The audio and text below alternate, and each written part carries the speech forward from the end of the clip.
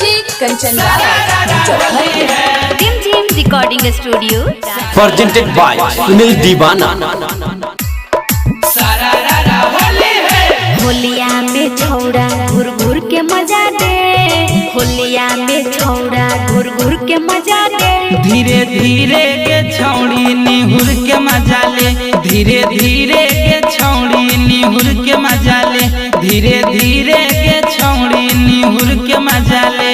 अरे आ बहना भीरी ना दूर के मजा दे, आ बहना भीरी ना दूर के मजा दे। धीरे धीरे के छौड़ी निहुर के मजा ले, धीरे धीरे के छौड़ी निहुर के मजा ले, धीरे धीरे के छौड़ी निहुर के मजा ले। presented by Sunil Deewana. DJ Kanchan Muzaffarpur, DJ Kanchan Muzaffarpur. Holi है सरसों में परसों के खेल भेलै भारी, आगे पीछे आओ तोरा रंग दियो प्यारी। हे रे सरसों में परसों के खेल भेलै भारी, आगे पीछे आओ तोरा रंग दियो प्यारी। हरी मिर्ची ना तीखी अंगूर के मजा दे, मिर्ची ना तीखी अंगूर के मजा दे। धीरे धीरे के छौड़ी निहुर के मजा ले, धीरे धीरे के छौड़ी निहुर के मजा ले, धीरे धीरे के छौड़ी निहुर के मजा ले।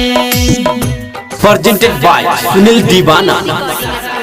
Rajgir DJ Kanchan Muzaffarpur, DJ Kanchan Muzaffarpur.